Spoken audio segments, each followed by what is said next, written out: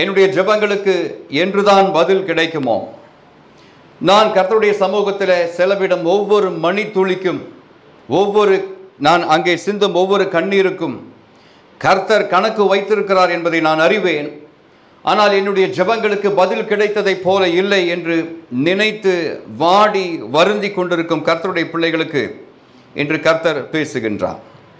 ஒருவேளை ஒரு தொழிலிலே நீங்கள் முதலீடு செய்து அந்த தொழிலிலே உங்களுடைய வேலையை நீங்கள் அதை கருத்தாய் செய்து உங்கள் பணத்தையும் உங்கள் நேரத்தையும் உங்கள் ஆரோக்கியத்தையும் அதிலே நீங்கள் போட்டு அதற்கு ஏற்ற வருமானம் வரவில்லையே என்று கலங்கி கொண்டிருக்கிறவர்களாக ஒருவேளை நீங்கள் இருக்கக்கூடும். Or you may be a mother or a father who is praying fervently for that prodigal son, for that prodigal child. கர்த்தருடைய ரட்சிப்பை இன்னும் ஏற்றுக்கொள்ள மனதில்லாமல் உலக வாழ்க்கையிலே போய்கொண்டிருக்கும், உழன்று கொண்டிருக்கும் பிள்ளைகளை நினைத்து, ஆண்டவரே இந்த பிள்ளையை என்று நீர் தொடுவீர் ஆண்டவரே, என்று இந்த பிள்ளையோடு கூட நீர் பேசுவீர் ஆண்டவரே, உம்முடைய வார்த்தையின் மகத்துவத்தை இவள் என்று புரிந்து கொள்ளுவார்கள் என்று நினைத்து அழுது கொண்டிருக்கும் தாய்மார்களை பார்த்து, ஸ்திரீகளை பார்த்து நான் இன்று சொல்லுகிறேன், கர்த்தர் உங்களுடனே பேசுகின்றார். எரேமியா 31:16 மூலமாக உன் கிரியைகளுக்கு பலன் உண்டு என்று கர்த்தர் சொல்லுகிறார். Your work shall be rewarded, says the Lord. This message is not a motivational speech from a man. இது கர்த்தருடைய சிங்காசனத்திலிருந்து வரும் ஒரு நற்செய்தி. This is the eternal promise of a God who sees, who remembers and who rewards. உன்னை காண்கின்ற, உன்னை நினைத்திருக்கின்ற, உனக்கு பலனளிக்க காத்திருக்கின்ற தேவன் உனக்கு தரும் நித்திய வாக்குத்தத்தம் இது என்று நீ புரிந்து கொண்டால் இப்படி உன்னுடைய நடவடிக்கை இருக்காது. கைகளை உயர்த்தி உற்சாகமாய், ஆண்டவரே என்னுடைய கிரியைக்கு பலன் உண்டு என்று சொல்ல கர்த்தர் காத்திருக்கும் பொழுது அதை உற்சாகத்துடனே நான் பெற்றுக்கொள்ள ஆயத்தமாகிறேன் என்ற உணர்வோடு கூட நீங்கள் இருப்பீர்களே, ஆனால் கர்த்தர் இன்று உங்களுடனே இடைப்படுவார். ஆமென் சொல்லுவீங்களா? 2 weeks ago we spoke on this, we meditated on this verse. 2 வாரங்களுக்கு முன்பதாக ஜூன் 1ஆம் தேதி கர்த்தர் இந்த வசனத்தின் மூலமாக நம்முடனே பேசினார். When he told us about 3 kinds of rewards awaiting us, நமக்காக காத்து கொண்டிருக்கும் 3 விதமான பலன்களை குறித்து கர்த்தர் நம்முடனே இடைப்பட்டார். அந்த 3 விதமான பலன்கள் முறையே தக்க பலன், நிறைவான பலன், நித்திய பலன் என்று கர்த்தர் நமக்கு ஞாபகப்படுத்துகின்றார். ஆமென் சொல்வீங்களா? God is saying, I have 3 kinds of rewards with me for my children who are earnestly and fervently waiting for my deliverance. என்னுடைய விடுதலைக்காக, என்னுடைய வார்த்தைக்காக காத்து கொண்டிருக்கும் என்னுடைய பிள்ளைகளுக்கு நான் தரும் 3 விதமான பலன்கள் உண்டு. அந்த பலன்களுக்கு பெயர் தக்க பலன், நிறைவான பலன், நித்திய பலன். ஆங்கிலத்திலே a fitting reward, a full reward and an eternal reward. அல்லேலூயா, அல்லேலூயா சொல்லுவீங்களா? இன்று காலையிலே எரேமியா 31:16 திரும்பவும் புதிதாக பார்க்கின்றதை போல பார்க்கும்படி உங்களை அழைக்கின்றேன்.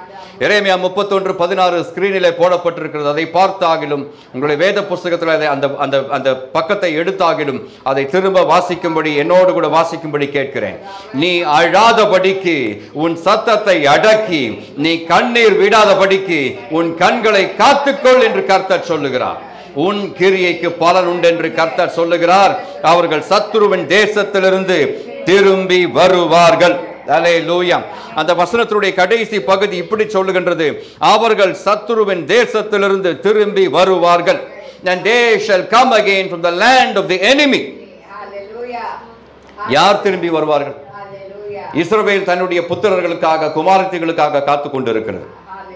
தொலைந்து போன தன்னுடைய பிள்ளைகள் திரும்பி வரும் என்று இஸ்ரவேல் தேசம் ஒரு தாயை போல காத்து கொண்டிருக்கிறதை படம் பிடித்து எரேமியா தீர்க்கதரிசி இங்கே போடுகிறதை பார்க்கிறோம். அல்லேலூயா. சிறைப்பட்டு போன இஸ்ரவேல் தேசம் தன்னுடைய சொந்த தேசத்திற்கு, பாலும் தேனும் ஓடுகின்ற தேசத்திற்கு எப்பொழுது வரும் என்று அந்த தேசம் காத்து கொண்டிருக்கிறதை ஒரு தாயை போல உருவகப்படுத்தி எரேமியா தீர்க்கதரிசி சொல்லுகிறான். அவர்கள் திரும்பி வருவார்கள். அவர்கள் எங்கிருந்து வருவார்கள்? அவர்கள் சத்துருவன் தேசத்திலிருந்து திரும்பி வருவார்கள் என்று கர்த்தருடைய வசனம் சொல்லுகின்றது. ஆமென் சொல்லுவீங்களா? அல்லேலூயா. அவர்கள் சிறைப்பட்டு போன தேசத்திலிருந்து, அவர்களை சிறைபிடித்து கொண்டு அவர்களை அடிமைகளாக வைத்திருக்கும் தேசத்திலிருந்து அவர்கள் திரும்பி வருவார்கள் என்று கர்த்தருடைய வசனம் சொல்லும் பொழுது, it is not just a physical return of the people of God. தேவனுடைய பிள்ளைகள் எழுத்தின் பிரகாரமாக வருவார்கள் என்பதை ஆண்டவர் சொல்லுகிறார். ஆனால் அது மட்டும் அல்ல. அல்லேலூயா. அது மட்டும்தான் கர்த்தர் நமக்கு சொல்லுகின்றார் என்றால், இஸ்ரவேலுக்கு சொல்லப்பட்ட வார்த்தைகளை இன்று எடுத்து புதிய ஏற்பாட்டு சபைக்கு பிரசங்கம் பண்ண முடியாது. ஆண்டவர் ஆவிக்குரிய இஸ்ரவேலர்களாக இருக்கும் நம்மை பார்த்து கர்த்தர் இந்த வார்த்தையை சொல்லும் பொழுது, how do we make sense of this promise of God? இந்த கர்த்தருடைய வாக்குத்தத்தத்தை எப்படி நாம் புரிந்து கொள்வது என்பதை நான் உங்களுக்கு சொல்லுகின்றேன். If it were just a physical return of the Israelites to their land that the God their Lord had promised to them, it would be a physical return. Hallelujah. But God is saying, in the spiritual realm, நீங்கள் தொலைத்ததை, நீங்கள் சத்துருவின் கைகளில் தெரிந்தோ தெரியாமலோ ஒப்பு கொடுத்ததை திரும்ப நான் கொண்டு வருவேன் என்று கர்த்தர் சொல்லுகின்றார்.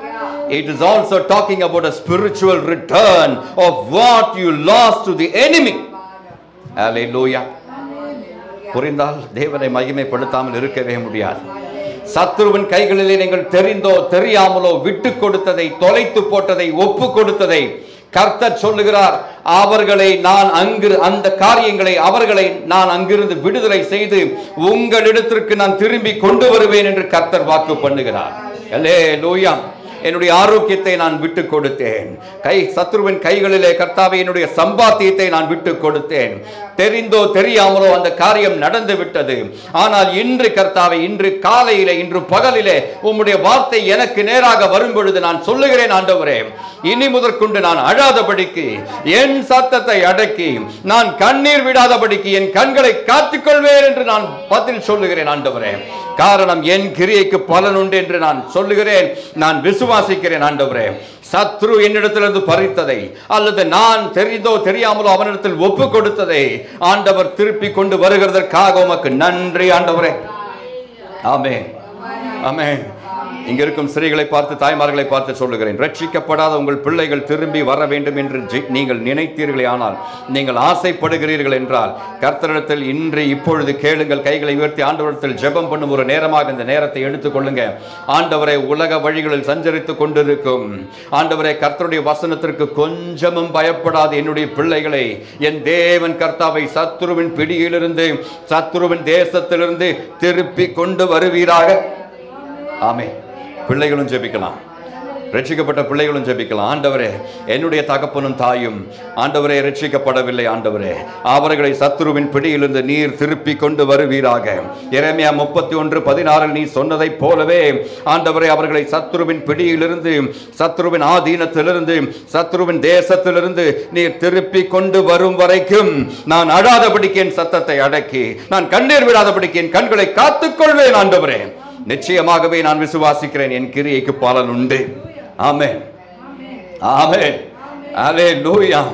God is saying, God is telling each one of us today, இன்று கர்த்தர் நம் ஒவ்வொருவரையும் பார்த்து சொல்லுகின்றார், I saw the tears, I have counted the cost and I will reap it. ஹalleluya சொல்வீங்களா? நான் உன் கண்ணீரை கண்டிருக்கிறேன், நான் நீ கொடுத்திருக்கும் கிரயத்தை கண்டிருக்கிறேன், நானே உனக்கு பதில் செய்வேன், நானே உனக்கு பலன் தருவேன் என்று கர்த்தர் சொல்லுகிறார். ஆமென் சொல்லுவீங்களா?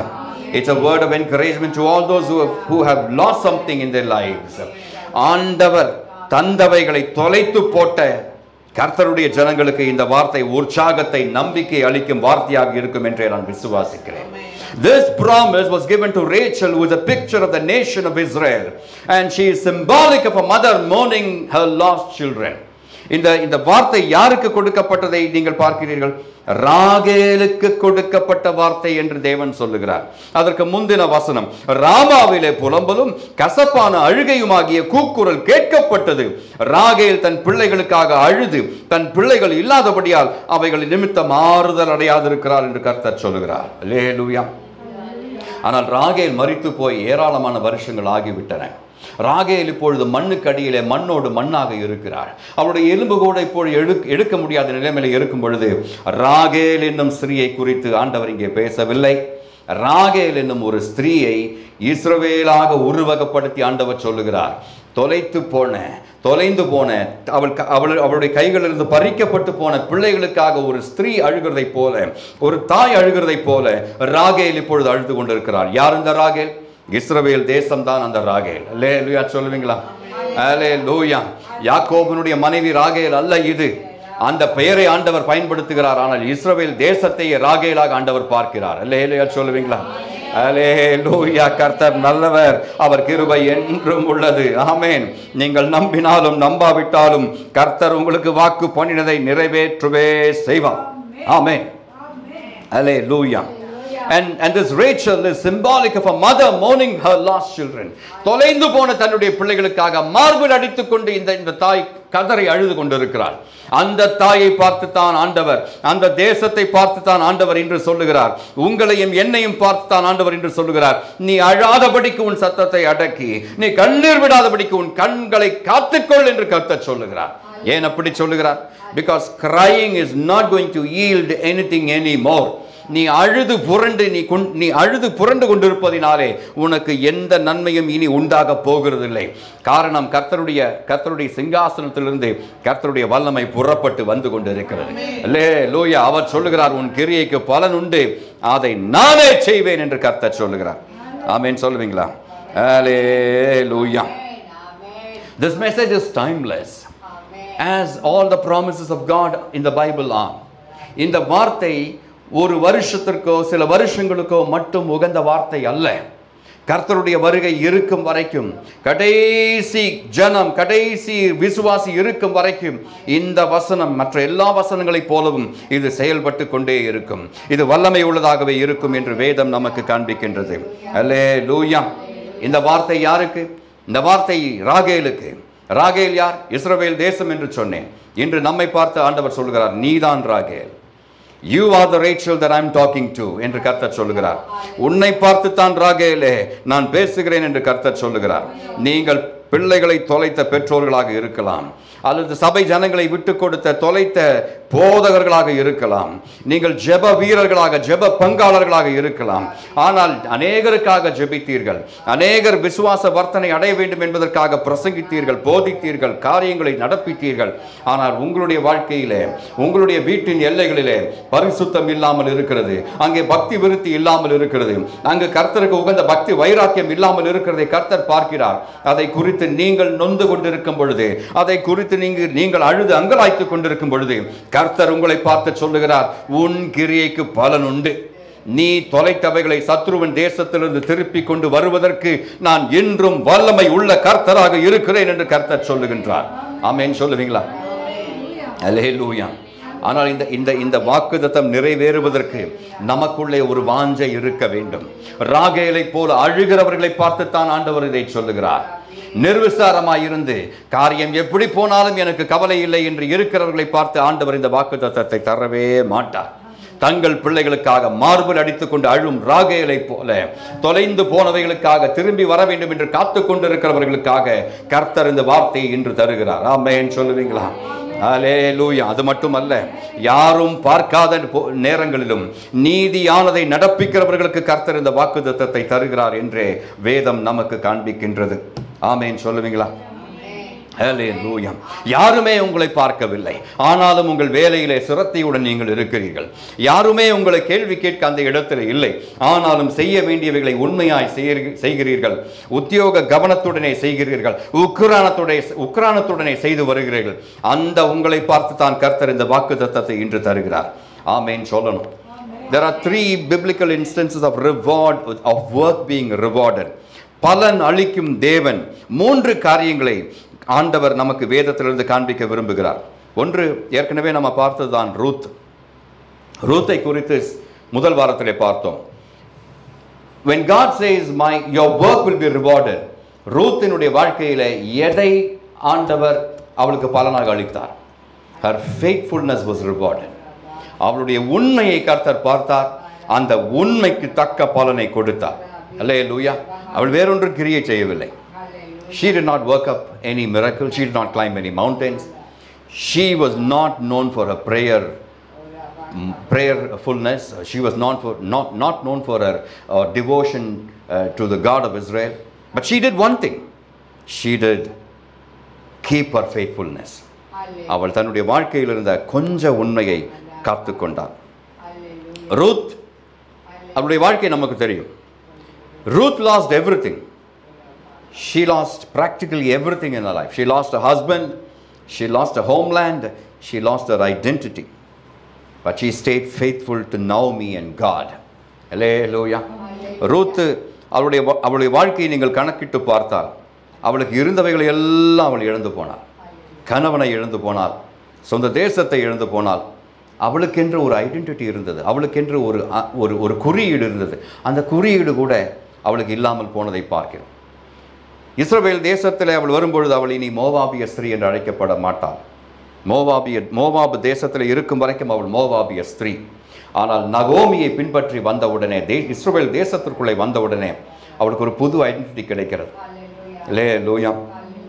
Boaz tells her in Ruth 2:12. Ruth 2வது அதிகாரம் 12வது வசனத்தில் போவாஸ் என்னும் மனிதன் ரூத்தை பார்த்து இப்படி சொல்கிறார், The Lord recompense thy work. உன் செய்கைக்கு தக்க பலனை கர்த்தர் உனக்கு கட்டளையிடுவாராக என்று போவாஸ் சொல்லுகிறதை பார்க்கிறோம். And what was the reward? எனக்கு அருமையானவர்களே, அந்த பலன், ரூத்திற்கு கிடைத்த பலன் என்ன என்று நீங்களும் நானும் கேட்க வேண்டும். Through her lineage came King David, the man who was after God's own heart. Hallelujah. I rejoice not because David was a king, but because David was a man after God's own heart. Hallelujah. அவன் சாதாரண குடியானவனாக இருந்திருந்தாலும் தாவீதை பெற்றெடுக்கும் ஒரு சந்ததியிலே அவளை ஆண்டவர் கொண்டு வந்து வைத்ததினாலே அவளுக்கு கிடைத்த பலனுடைய அருமை நமக்கு இன்று புரிய வருகிறது. ரூத்திற்கு கிடைத்த பலன் என்ன? அவளுடைய வயிற்று பிறப்பிலே, அவளுடைய சந்ததியிலே தாவீது ராஜா பிறக்கிறார். அவர் ராஜாவாக இருந்ததனால் அவளுக்கு மகிமை அல்ல, அதுவும் அவளுக்கு ஒரு மகிமை தான். ஆனால் அது மட்டும் அல்ல, தாவீதை குறித்து கர்த்தர் இப்படி சொல்லுகிறார், இவன் என்னுடைய இருதயத்திற்கு ஏற்றவன். ஆமென் சொல்வீங்களா? அல்லேலூயா. எங்கோ ஏதோ ஒரு தேசத்தில், இஸ்ரவேலுக்கும் இந்த தேசத்திற்கும் மோவாபு தேசத்திற்கும் ஆகவே ஆகாது. எப்பொழுதும் யுத்தங்களும் கஷ்டங்களும் நடந்து கொண்டிருக்கும் இந்த தேசங்களுக்கு இடையே ஆண்டவர் ஒரு பிணைப்பை ஏற்படுத்துகிறதை பார்க்கிறோம். தாவீதே, நீ முழு இஸ்ரவேலன் என்று நீ மார்த்தட்டவே முடியாது. உன்னிலே மோவாபிய ரத்தம் ஓடிக்கொண்டிருக்கிறதை நீ மறந்து விடக்கூடாது. அல்லேலூயா. அல்லேலூயா சொல்வீங்களா? யாக்கோபை பார்த்து, யாக்கோபின் 12 பிள்ளைகளை பார்த்து, கோத்திரங்களை பார்த்து ஆண்டவர் இப்பொழுதும் சொல்லுகிறார், நீ முழு இஸ்ரவேலன் என்று நீ மார்த்தட்ட உனக்கு வாய்ப்பே கிடையாது. மெசொப்பொத்தோமியாவிலிருந்து ஒருவனை நான் வரச் செய்தேனே, அவன் இஸ்ரவேலன் அல்ல.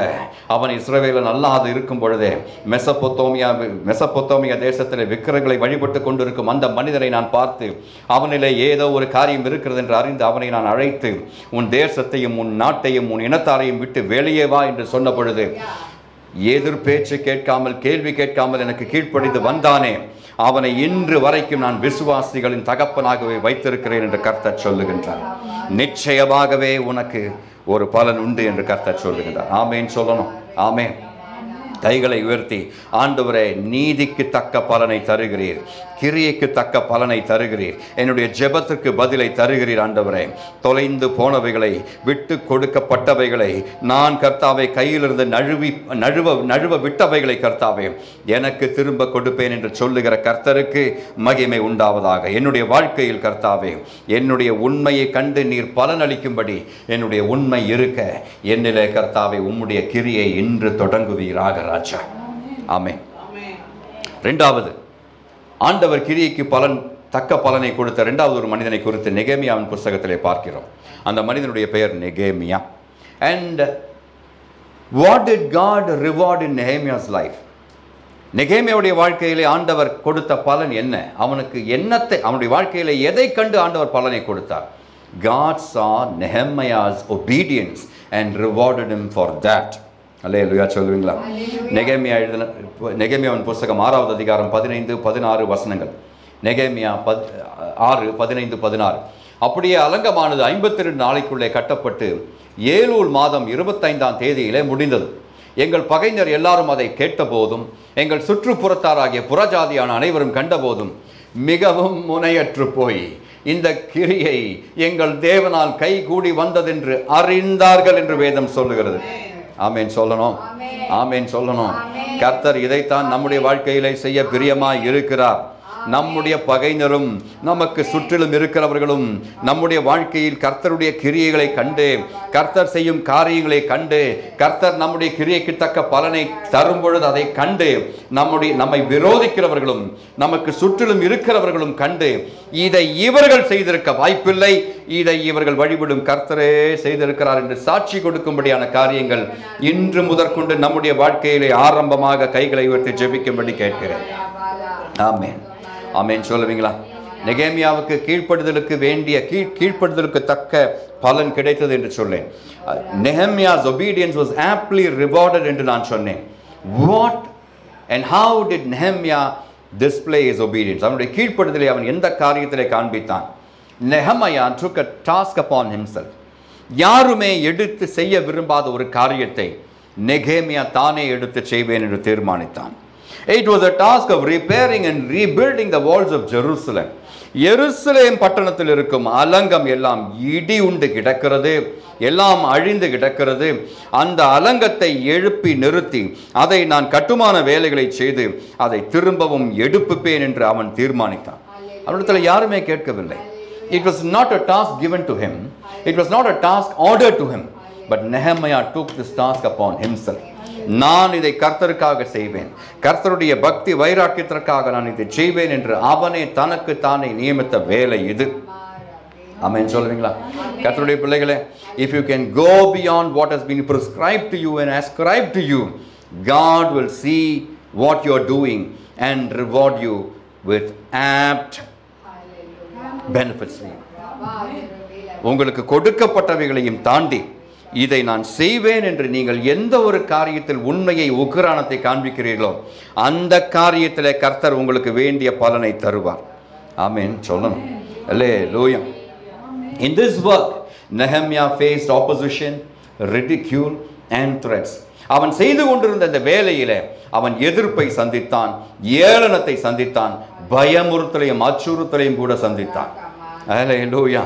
ஆனால் இது எதுவும் அவனை எதிர்த்து நின்றவர்கள் கொடுத்த தொல்லையோ ஏளனமோ அவர்களுடைய பகைமையோ நெகேமியாவுடைய வேலையிலிருந்து கொஞ்சமும் அவனை தள்ளி போக செய்யவில்லை. He stayed focused on rebuilding the wall, and when it was finished no one had any doubt that God was with him. அந்த வேலை 52 நாட்களுக்குள்ளாக அந்த வேலை கட்டி முடிக்கப்பட்ட பொழுது அவனை விரோதித்தவர்களும் அந்த காரியத்திலிருந்து அவன் நீங்கி போக வேண்டும் என்று எல்லா பிரயாசங்களையும் ஏறெடுத்தவர்களுக்கும் அவனை சுற்றில் இருந்தவர்களுக்கும் ஒரு காரியம் தெரிந்தது, இது நெகேமியாவுடைய கை அல்ல, இது கர்த்தருடைய கை இந்த கிரியை செய்தது என்று அவர்கள் தெரிந்து கொண்டார்கள். அல்லேலூயா. அல்லேலூயா சொல்லுவீங்களா? எனக்கு அருமையானவர்களே, 1903 வருடம் in 1903 and 17 December 1903 வருடம் டிசம்பர் மாதம் 17ஆம் தேதியில தான் ரைட் பிரதர்ஸ் அவர்கள் கண்டுபிடித்த அவர்களுடைய விமானத்தை முதலிலே பறக்க விடுகிறார்கள். 1903 அந்த விமானம் பறக்கும் பொழுது ரஷ்யாவிலே ஒரு சின்ன பிள்ளை இருந்தது. அந்த பிள்ளைக்கு அப்பொழுது 14 வயது. அந்த பிள்ளையினுடைய பெயர் ஈகோர் சிகோர்ஸ்கி.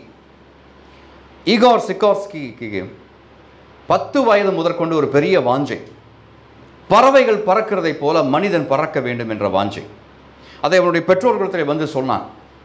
பறவைகள் பறக்கின்றனவே, வண்டுகள் பறக்கின்றனவே, தேனீக்கள் பறக்கின்றனவே, இதை போல ஏன் மனிதன் பறக்க முடியாது என்று பெற்றோர்களிடத்தில் கேட்ட பொழுது பெற்றோர்கள் அவனை பார்த்து சொன்னார்கள், நமக்கு சிறகுகள் இல்லை, அதனால் நமக்கு பறக்க முடியாது என்று சொன்னார்கள். And this boy Igor Sikorsky was only 12 when he was told definitely by his parents, மனிதர்கள் பறக்கவே முடியாது. ஆனால் 2 வருஷத்திற்கு பிறகு ரைட் பிரதர்ஸ் அமெரிக்க தேசத்தில் அவர்கள் 2 பேரும் சேர்ந்து விமானத்தை பறக்க விட்டார்கள். அந்த விமானம் எவ்வளோ நேரம் பறந்தது தெரியுமா? 16 செகண்ட், 33 மீட்டர் வரைக்கும் போய் அது கீழே விழுந்தது. ஆனால் that was enough to prove one thing, man can fly through a gadget. ஒரு கருவியின் மூலமாக, ஒரு எந்திரத்தின் மூலமாக மனிதன் பறக்க முடியும் என்று ரைட் பிரதர்ஸ் கண்டுபிடித்தார்கள். இகோர் சிகார்ஸ்கி இதை கேள்விப்பட்டான். ஆனால் அதோடு கூட அவனுடைய கனவு முடிந்து போகவில்லை. மனிதன் பறக்க வேண்டும் என்ற கனவு அவனுக்கு தொடர்ந்து இருந்து கொண்டே இருந்தது. அதைத்தான் வேறு மனிதர்கள் கண்டுபிடித்து விட்டார்கள் என்று அவனை சுற்றிலும் இருந்தவர்கள் எல்லாம் சொன்னார்கள். ஆனாலும் அவனுடைய கனவிலிருந்து அவன் கொஞ்சம் கூட அவன் விலகி போகவில்லை. 1942 வருஷத்தில் ஈகோர் சிகார்ஸ்கி அவன் கண்டுபிடித்த முதல் ஹெலிகாப்டரை பறக்க விட்டான். அல்லேலூயா! இன்று வரைக்கும் எல்லா தேசங்களிலும் ஹெலிகாப்டர் பறக்கிறது என்றால் ஈகோர் சிகார்ஸ்கியுடைய மாடல் தான் அவர்களுக்கு உறுதுணையாக, ப்ளூ பிரிண்டாக இருக்கிறது. அல்லேலூயா! அல்லேலூயா சொல்லுவீங்களா? இந்த பெற்றோர்கள் அவனை பார்த்து சொன்னார்கள், நீ பார்க்கிற எல்லா வண்டுகளும் பறவைகளும் தேனீக்களும் பறக்கிறதை போல நாம பறக்க முடியாது என்று சொன்ன பொழுதும் ஈகோர் சிகார்ஸ்கி ஒரு காரியத்தை கணித்தான். அவனுடைய தோட்டத்தில், வீட்டு தோட்டத்தில் ஒரு வண்டை கண்டான். அந்த வண்டினுடைய பெயர் தமிழில் கதண்டு வண்டு என்று சொல்லுவோம். கதண்டு வண்டு, ஆங்கிலத்தில் பம்பிள் பீ. பம்பிள் பீ பறக்க முடியாததை போல மனிதன் பறக்கவே முடியாது என்று பெற்றோர்கள் அவனுக்கு இந்த வண்டை காண்பித்து சொன்னார்கள். அந்த வண்டு கொட்டினால் அது மிகவும் விஷமுள்ள வண்டு, அது நமக்கு தாங்க முடியாத வேதனையை தரும். இந்த கதண்ட வண்டை காண்பித்து பெற்றோர்கள் அவனுக்கு சொன்னார்கள், just like a bumble bee does not fly, so a man cannot fly என்று சொன்னார்கள். ஆனால் இந்த ஹெலிகாப்டரை தயாரிக்கும் அவனுடைய தொழிற்சாலையிலே அவன் ஒரு பெரிய ஒரு பலகையிலே இந்த வார்த்தைகளை எழுதி வைத்தான். அந்த வார்த்தைகள் என்ன தெரியுமா? According to recognized aerotechnical tests, the bumblebee cannot fly because of the shape and weight of its body in relation to the total wing area. Bumblebee, இந்த கதண்டு வண்டு கொஞ்சம் கனமுள்ள வண்டு. அதனுடைய உருவமே வித்தியாசமாக இருக்கும். ஆனால் அந்த உருவத்தை தாங்கும் சிறகுகள் அதற்கு கொடுக்கப்படவில்லை. சிறகுகள் மெல்லிய சிறகுகளாக இருக்கும், ஆனால் உடம்பு கனமுள்ள உடம்பாக இருக்கும். அதை பார்த்து தான் பெற்றோர்கள் சொன்னார்கள், இதுவும் பறக்க முடியாததை போல, இது எப்படியோ பறக்குது, ஆண்டவருடைய கிருபை, ஆனால் மனிதர்கள் பறக்கவே முடியாது என்று சொன்னார்கள். ஆனால் இந்த கதண்டு வண்டை இந்த ஈகோர் சிகார்ஸ்கி பார்த்து கொண்டே இருந்தான். அவன் சொன்னான், இந்த சரீரத்தின் இடையை வைத்துக்கொண்டு, இந்த மெல்லிய சிறகுகளை வைத்துக்கொண்டு இந்த வண்டினால் பறக்க முடியும் என்றால் மனிதனும் பறக்க முடியும், ஒரு கருவியின் மூலமாக பறக்க முடியும் என்று சொன்னான். அவன் அந்த பலகையில் எழுதி வைத்தான், the bumblebee does not know this, so it goes ahead and flies anyway. அல்லேலூயா! கதண்டு வண்டுக்கு தன்னுடைய சரீரத்தின் எடை தெரியாது, தன்னுடைய சரீரத்தை தாங்க வேண்டிய பெலன் இறகுகளுக்கு இல்லை என்பதும் தெரியாது. அதனால் அது பறந்து கொண்டே, இன்று வரைக்கும் பறக்கின்றது, பறந்து கொண்டே இருக்கின்றது என்பதை ஈகோர் சிகார்ஸ்கி எழுதினான். கர்த்தருடைய பிள்ளைகளே, உங்களை பலவீனப்படுத்தும் காரியங்கள் வரும் பொழுது, இதோடு கூட என்னுடைய காரியம் முடிந்தது என்று நினைக்காமல், உங்கள் சிறகுகளுக்கு பலன் தரும் ஒரு கர்த்தர் உண்டு என்பதை நினைத்து கொண்டு, உங்களுடைய கனவுகளுக்கு சிறகுகளை கொடுக்கும் ஒரு தேவன் உண்டு என்பதை நினைத்து கொண்டு, உங்களுக்கு தரிசனத்தை ஒருவர் கொடுத்தாரே என்றால் அந்த தரிசனத்தை நிறைவேற்ற வேண்டிய காரியங்களையும் கர்த்தரை செய்வார் என்பதை நினைத்து கொண்டு நீங்கள் பறக்க ஆயத்தமானால், நெகேமியாவை போல, ரூத்தை போல தக்க பலனை நீங்கள் பெற்றுக்கொள்ள முடியும். ஆமென் சொல்லுவீங்களா? ஹல்லேலூயா! நெகேமியா மட்டும் இந்த ஈகோர் சிகார்ஸ்கியினுடைய தொழிற்சாலையில் இருந்து அந்த பலகையை பார்த்திருந்தா சொல்லியிருப்பான், என்னுடைய வாழ்க்கையிலும் இது மெய் என்பதை கர்த்தர் காண்பித்தார். His story is proof that whenever you set out to do something meaningful with the Lord, you will encounter fierce opposition. கர்த்தருக்கென்று நீங்கள் எதையாகிலும் செய்ய நீங்கள் ஆக்ரோஷமாக, வைராக்கியமாக நீங்கள் புறப்படும் பொழுது, சத்துரு அதைவிட வைராக்கியமாக, அதைவிட ஆக்ரோஷமாக உங்களுக்கு நேரே விரோதமாக வருவான் என்று நெகேமியா சொல்லுவான். Satan, do you know something? Satan doesn't waste time on lukewarm believers who settle for casual, comfortable faith. சாத்தானுக்கு வெதுவெதுப்பான கிறிஸ்தவர்கள் ஒரு பொருட்டே அல்ல. அனலுமின்றி குளிருமின்றி இருக்கிற விசுவாசிகளை பார்த்தால் அவனுக்கு ஏளனம் தான் வரும். அவர்களை கொண்டு கர்த்தருடைய ராஜ்யத்திலே தேவன் எதையும் செய்ய முடியாது, எதையும் சாதிக்க முடியாது என்று கர்த்தருக்கு தெரியும். அவர்களை சாத்தான் தொந்தரவே செய்ய மாட்டான். கைகளை உயர்த்தி தேவனை மகிமைப்படுத்துங்க. என்னை தொந்தரவு செய்யாதபடிக்கு எனக்கு நீர் வெதுவெதுப்பான விசுவாசத்தை தந்திருப்பதற்காக உமக்கு ஸ்தோத்திரம் என்று சொன்னீங்களே. ஆனால் you are a lukewarm Christian. சாத்தானுக்கு சத்துருவாக நான் நிற்க வேண்டும் ஆண்டவரே. நான் காலையிலே தூங்கி எழுந்து என்னுடைய கால்கள் தரையிலே படும் பொழுது சாத்தான் அஞ்சி விலகி ஓட வேண்டும். எழுந்து விட்டான். இன்று இவன் என்ன செய்ய போகிறானோ என்று என்னை பார்த்து சத்துரு பயப்படும்படி, சாத்தான் நடுங்கும்படி என்னுடைய விசுவாசத்தை வர்த்திக்க பண்ணும் ஆண்டவரே என்று கேளுங்க. கர்த்தர் உங்களுடைய வார்த்தையை மெய்ப்பிப்பார். ஆமென் சொல்லுவீங்களா? But the moment you catch fire for Christ and seek to glorify God with passion and purpose, the enemy takes notice. வெதுவெதுப்பான கிறிஸ்தவர்களாக ஒரு காலத்தில் இருந்தோம். இப்பொழுது ஆவியில் அனலுள்ளவர்களாக மாறி இருக்கிறோம். கர்த்தருக்கென்று எதையாகிலும் செய்ய வேண்டும் என்ற தீர்மானத்தோடு எழுந்து நிற்கும் விசுவாசியே, உன்னுடைய வைராக்கிய வாஞ்சியை கண்டு சத்துரு விலகி ஓடும்படிக்கு கர்த்தருடைய வாழ்க்கையிலே ஒரு பெரிய காரியத்தை செய்வாராக என்று நான் ஜெபிக்கின்றேன். கைகளை உயர்த்தி சொல்லுங்க, ஆண்டவரே, என்னுடைய வாழ்க்கையிலே நெகேமியாவை போன்ற விசுவாசத்தை தருவீராக. யாரும் எனக்கு இந்த வேலையை செய் என்று சொல்லாமல் இருந்தாலும் கர்த்தருடைய வீட்டில், கர்த்தருடைய ஊழியத்தில் இந்த காரியம் என் மூலமாக நடக்க வேண்டும் என்ற வைராக்கிய வாஞ்சியை எனக்குள் நானே எழுப்பி கொண்டு அந்த வேலை முடியும் வரைக்கும் ஏளனங்களையும் எதிர்ப்புகளையும் பகையையும் கர்த்தாவை எதிர்த்து நிற்க வேண்டிய வல்லமையை, விசுவாசத்தை எனக்கு தருவீராக என்று கேளுங்க. கர்த்தர் உங்கள் ஜெபத்தை கேட்டு அங்கீகரிப்பார். ஆமென். Do you know something? The word Satan means adversary. சாத்தான் என்னும் நாமத்திற்கு, சாத்தான் என்னும் பெயருக்கு என்ன அர்த்தம் தெரியுமா? எதிராளி என்று அர்த்தம். அவன் ஆதி முதற்கொண்டே எதிர்த்து நிற்கிறவனாய் இருக்கிறான். அந்தி கிறிஸ்துவுக்கு ஆன்டை கிரைஸ்ட் என்று சொல்லுகிறோம். அந்தி கிறிஸ்து என்ற பெயர் கூட கொஞ்சம் தடுமாற்றமான பெயர். அந்தி கிறிஸ்து அல்ல, அதற்கு கரெக்டான மொழியாக்கும் எதிர்கிறிஸ்து. கிறிஸ்துவை எதிர்த்து நிற்கிறவன் தான் அந்தி கிறிஸ்து. இல்லையா சொல்லுவீங்களா? The word Satan literally means adversary. உங்கள் எதிராளியான பிசாசு எவனை விழுங்கலாமோ என்று கர்ஜித்துக் கொண்டிருக்கிறான், சிங்கத்தை போல கர்ஜித்துக் கொண்டிருக்கிறான் என்று பேதுரு சொல்லுகிறானே. சத்துருடைய வேலை, சாத்தானுடைய வேலை அதுதான். அவன் எதிராளி. அவன் சாத்தானுக்கு எதிர்த்து நின்றான் அன்று. இன்று கர்த்தருடைய பிள்ளைகளுக்கும் தேவனுக்கும் விரோதமாக எதிர்த்து நின்று கொண்டே இருக்கிறார். அல்லேலூயா சொல்வீங்களா? ஆனால் உலகில் இருக்கிறவனிலும் எனக்குள் இருக்கிறவர் பெரியவர் என்று தெரிந்தால் கைகளை உயர்த்தி தேவனை மகிமைப்படுத்தாமல் இருக்க முடியாது. அல்லேலூயா, அல்லேலூயா, அல்லேலூயா.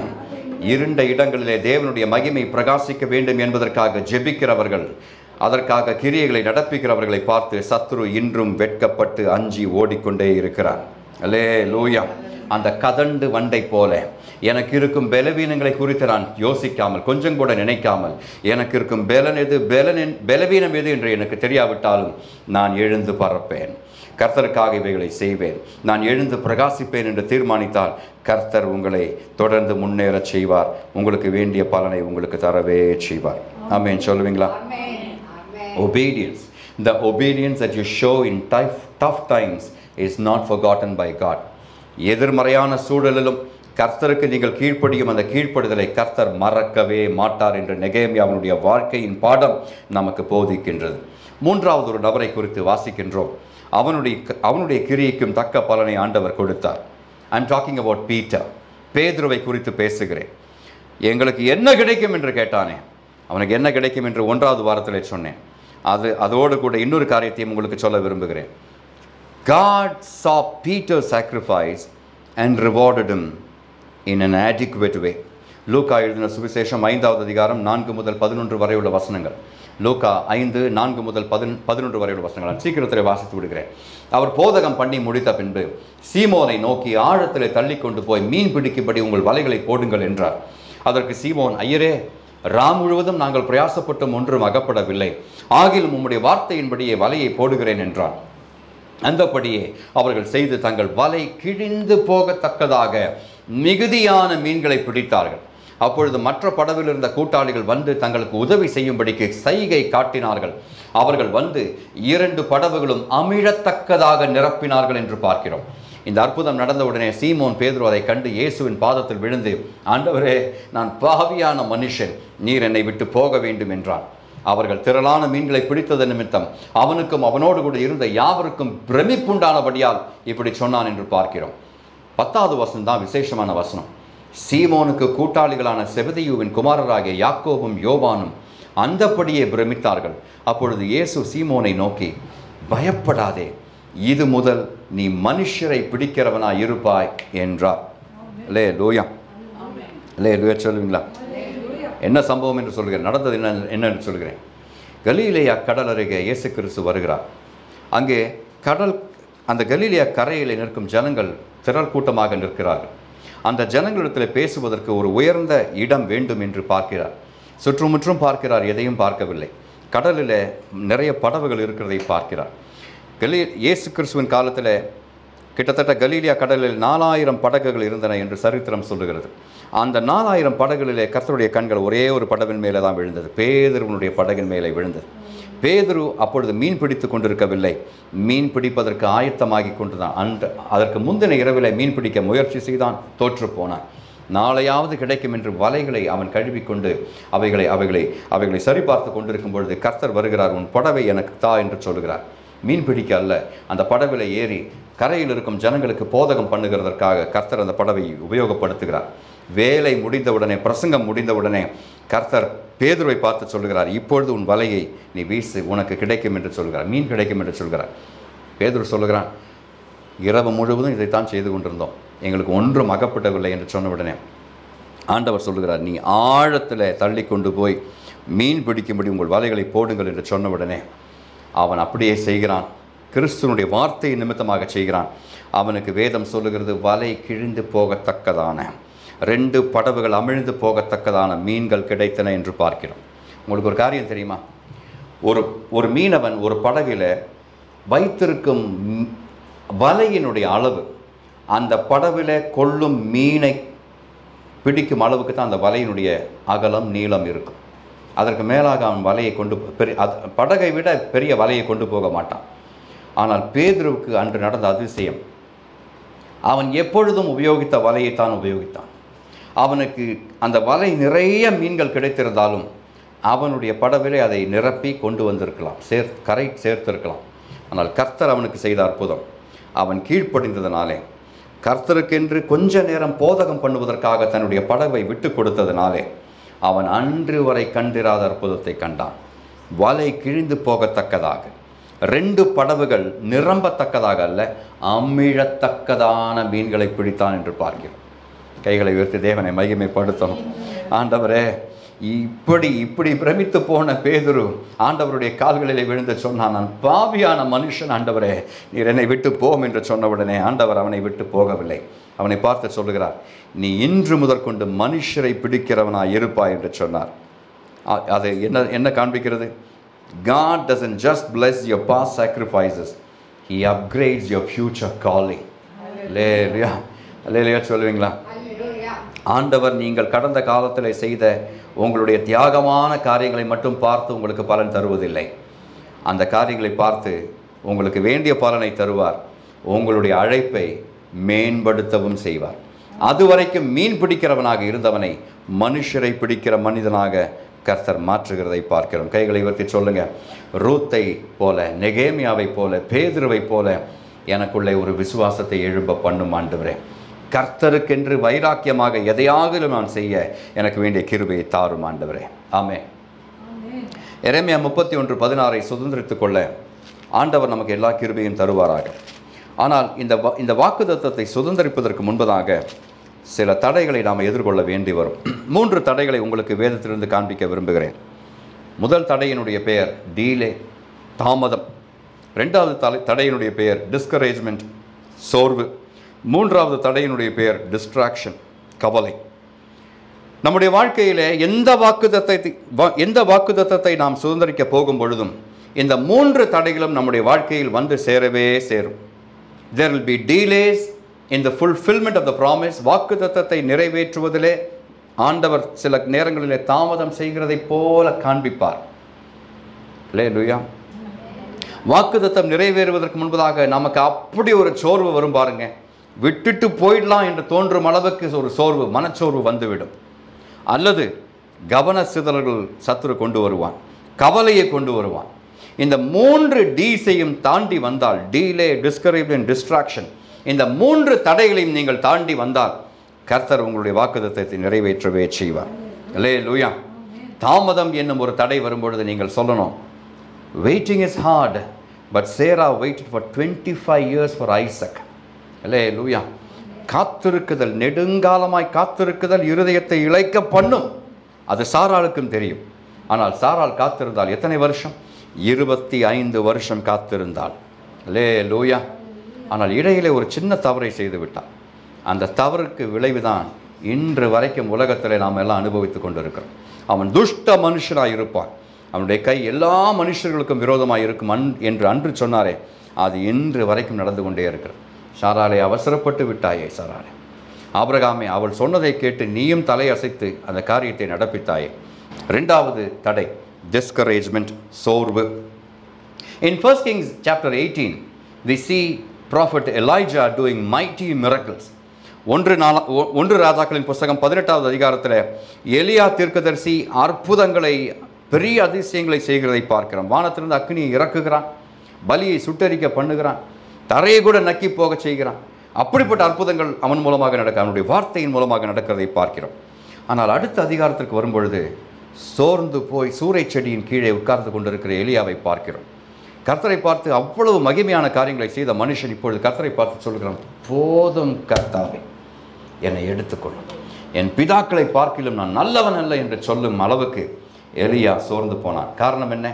ஏசபேல் என்னும் ஒரு துஷ்ட ஸ்திரீ, ஏசபேல் என்னும் ராணி அவனுக்கு விரோதமாக கட்டளை பிறப்பித்ததினாலே, அவனுடைய உயிரை வாங்க வேண்டும் என்று தீர்மானித்ததினாலே இவன் உயிரை கைகளிலே பிடித்து கொண்டு ஓடி ஒளித்து கொண்டிருக்கிறான். I have had enough, Lord. கர்த்தருடைய பிள்ளைகளே, when you feel weary, remember you are also vulnerable for the attacks of the enemy. நீங்கள் சோர்ந்து போய் இருக்கும் பொழுது சத்ரு அந்த நேரத்தில் உங்களை லேசாக தொட்டு விட முடியும், உங்களை அசைத்து விட முடியும், உங்களை கீழே தள்ளி புரட்டி விட முடியும் என்பதை நினைத்துக் கொள்ளுங்கள். நீங்கள் சோர்ந்து போய் இருக்கும் பொழுதுதான் தேவனுடைய பலத்தினாலே நீங்கள் பலனை பெற்றுக்கொள்ள வேண்டும். தேவனுடைய சமூகத்திலே துதி பாடல்களை பாடி உங்களை நீங்களே பலப்படுத்தி கொள்ள வேண்டும். ஆமென் சொல்லுவீங்களா?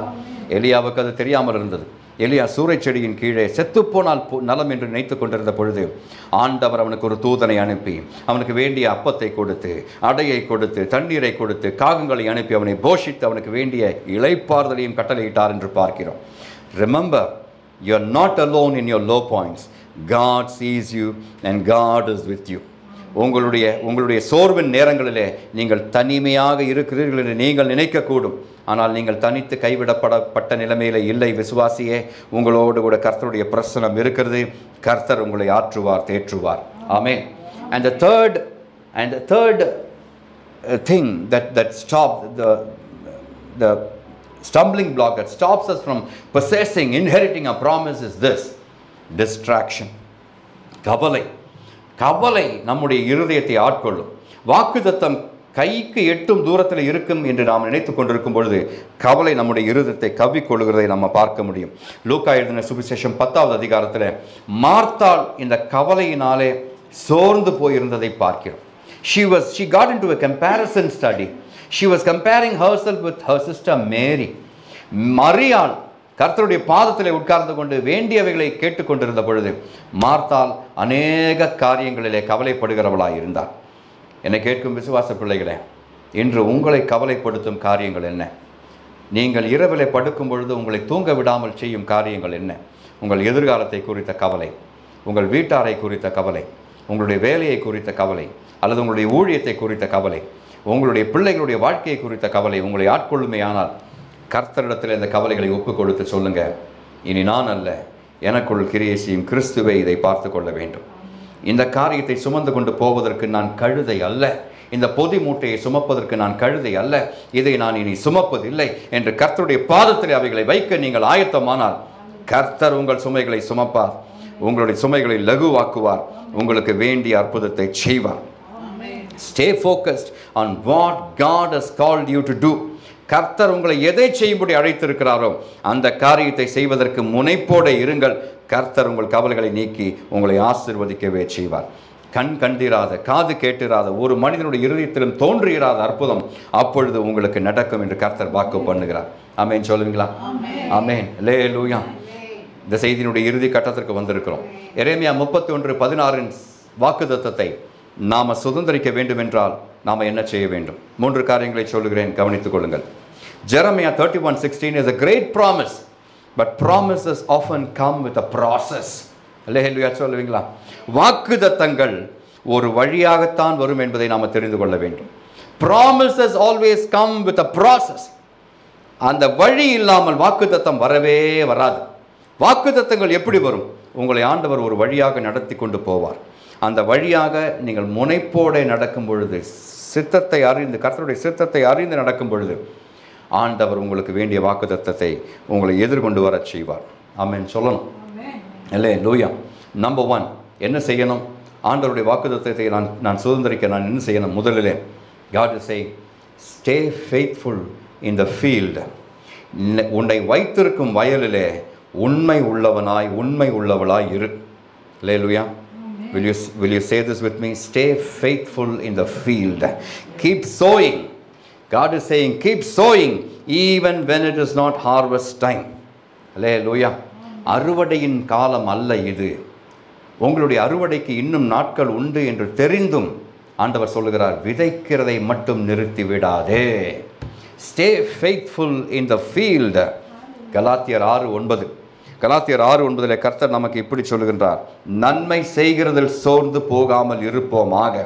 நாம் தளர்ந்து போகாதிருந்தால் ஏற்ற காலத்தில் அறுப்போம். அல்லேலூயா, அல்லேலூயா. ஆனால் நீங்கள் சொல்கிறது எனக்கு கேட்குது, ஏற்ற காலம் எப்பொழுது வரும் என்பது தான் தெரியவில்லை என்று நீங்கள் சொல்லுகிறது தெரிகிறது. நான் உங்களுக்கு ஒரு ரகசியத்தை சொல்லட்டுமா? நீங்கள் எப்போ இதை முடித்திடலாம் என்று நீங்கள் நினைக்கிறீர்களோ அதற்கு அடுத்த நாள் தான் ஏற்ற காலம். அல்லேலூயா. நீங்கள் விதைக்கிறதை நிறுத்திவிடலாம் என்று நினைக்கிறதற்கு அடுத்த நாள் உங்களுடைய ஏற்ற காலமாக இருக்கும். Meaning to say your turnaround, your breakthrough is just round the corner. அல்லேலூயா. நீங்கள் விட்டுவிடலாம் என்று நினைக்கும்பொழுது தான் உங்களுடைய வாக்குத்தத்தம் மிகவும் அருகாமையிலே வந்து நிற்கும். அந்த நேரத்தில் விட்டுவிடாமல் இருங்கள். விதைக்கிறதை விட்டுவிடாமல் இருங்கள். ஜெபிக்கிறதை விட்டுவிடாமல் இருங்கள். கர்த்தரை துதிக்கிறதை விட்டுவிடாமல் இருங்கள். கர்த்தர் உங்களுக்கு வேண்டியதை செய்வார். Let us not grow weary in well doing, for in due season we shall reap if we faint not. இரண்டாவது என்ன செய்ய வேண்டும் ஆண்டவரே? ஆண்டவர் சொல்கிறார், guard your heart from bitterness. guard your heart from bitterness. உங்கள் இருதயத்தில் கசப்பு நிறைந்து விடாமல் உங்கள் இருதயத்தை காத்துக்கொள்ளுங்கள் என்று கர்த்தர் சொல்கிறார். இது உங்களுக்கு எளிதாக புரியும். Hebrews 12:15 warns us of a root of bitterness that defiles many. நம்மில் பலரை அசுசிப்படுத்தும், நம்முடைய விசுவாச பாதையிலிருந்து நம்மை தடம் புரண்டு விழச் செய்யும் ஒரு காரியத்தை குறித்து எபிரேய நிருபத்தை எழுதினவன் இங்கே குறிப்பிடுகிறான். In Hebrews 12:15 he writes, ஒருவனும் தேவனுடைய கிருபையை இழந்து போகாத படிக்கும் யாதொரு கசப்பான வேர் முளைத்தெழும்பி கலக்கம் உண்டாக்குகிறதுனால் அநேகர் தீட்டுப்படாத படிக்கும் எச்சரிக்கையாயிருங்கள் என்று கர்த்தர் சொல்லுகிறார். ஆங்கிலத்திலே வாசிக்கிறேன். This verse says, looking carefully lest anyone fall short of the grace of God, lest any root of bitterness springing up cause trouble, and by this many become defiled. என்ன என்று சொல்லுகிறேன்? When our labor goes unrewarded for some time or for a long time, bitterness will creep into our heart. நம்முடைய வேலைக்கு தக்க பலன் நமக்கு கிடைக்கவில்லை என்று தெரிந்த உடனே, அது கொஞ்ச நாட்களாக இருந்தாலும் அநேக நாட்களாக இருந்தாலும் கசப்பு என்னும் விஷம் நம்முடைய இருதயத்திலே நுழைந்து விடும். நீங்கள் உங்கள் வேலைக்கு ஒரு ப்ரமோஷன் இந்த மாதத்தில் அடுத்த மாதத்தில் கிடைக்கும் என்று நினைத்து கொண்டிருக்கிறீர்கள். அது கிடைக்காமல் போகும் பொழுது, அது தள்ளி போகும் பொழுது முன்போல வேலை செய்யும் ஒரு உக்கிரானம், ஒரு உற்சாகம் உங்களுக்கு இருக்காது. அந்த நேரத்தில் எதை பார்த்தாலும் கசப்பு, யாரை கண்டாலும் எரிச்சல் என்று உங்களுக்கு ஒரு கசப்பு உள்ளத்தில் வரும் பாருங்க.